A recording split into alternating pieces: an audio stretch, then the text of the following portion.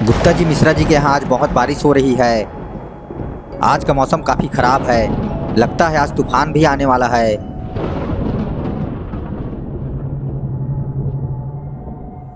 गुप्ता जी मिश्रा जी अपने रूम में बैठकर टीवी देख रहे हैं। तभी उन्हें घर के बाहर से गाड़ी की आवाज़ आती है।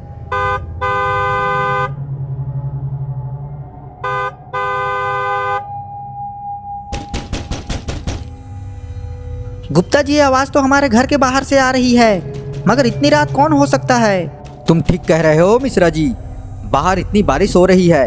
इतनी बारिश में कौन हो सकता है?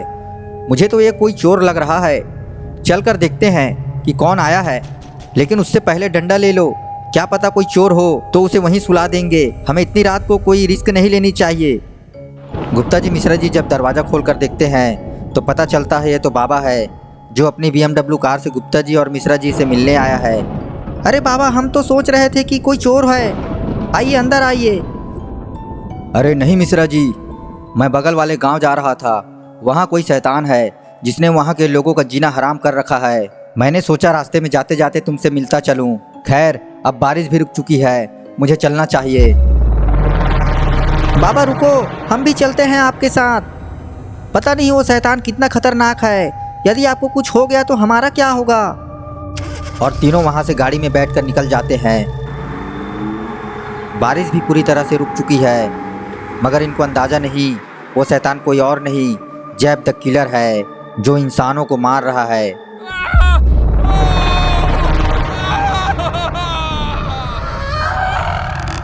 मैं किसी को जिंदा नहीं छोड़ने वाला, सबको मार डालूंगा। जैब द किलर वो खूनी दरिंदा है जिसने अब तक 421 लोगों को मौत के घाट उतार चुका है। और तभी जैब द किलर अपने धारदार नुकीले हथियार से एक इंसान पर हमला कर देता है।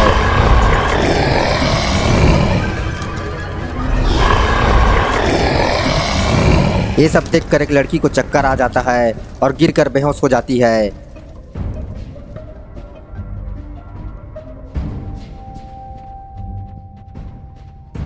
और थोड़ी ही देर में गुप्ता जी मिश्रा जी और बाबा अपनी गाड़ी से उस जगह पहुंच जाते हैं जहां जैब द किलर ने अपना आतंक मचा रखा है। अरे ये क्या? ये तो जैब द किलर है। ये तो जेल में बंद था, मगर ये बाहर आया कैसे?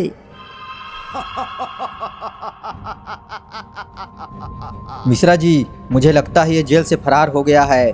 हमें जल्द ही कुछ करना होगा, वरना ये पूरा शहर बर्बाद कर देगा और यहाँ के लोगों को जिंदा नहीं रहने देगा।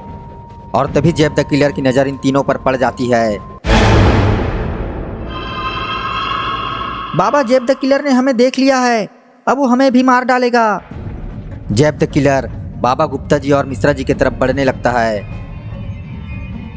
लेकिन ये तीनों वहां से भागकर एक झाड़ी के पीछे छिप जाते हैं। इनको ये नहीं पता कि जैब द किलर का मेन टारगेट गुप्ता जी है, जिसके कारण जैब द किलर को 4 साल जेल में रहना पड़ा था। अब जैब द किलर जेल से बाहर आ चुका है और गुप्ता जी को मारने वाला है। बाबा, मैं जानता हूँ जैब हमारी तरफ क्यों आ रहा है। वो मुझे ही मारने आ रहा है। लगता है आज मेरा आखिरी दिन है। मुझे बचा लो बाबा। तुम बिल्कुल चिंता मत करो, मेरे रहते जैब द किलर तुम्हारा कुछ नहीं बिगाड़ सकता। शायद जैब द किलर को मेरी शक्ति का अंदाज़ा नहीं है। बाबा जैब द किलर को रोकने की पूरी कोशिश करता है।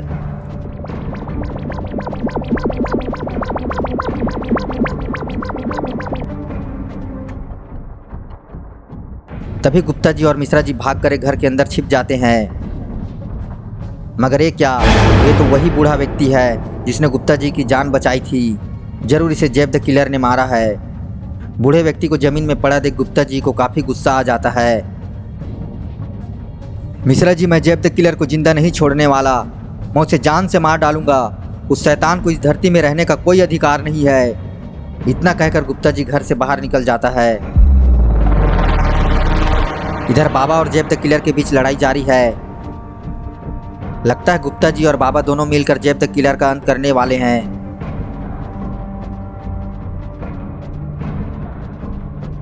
बाबा, जैब द किलर आज फिर हमारे हाथों से निकल गया।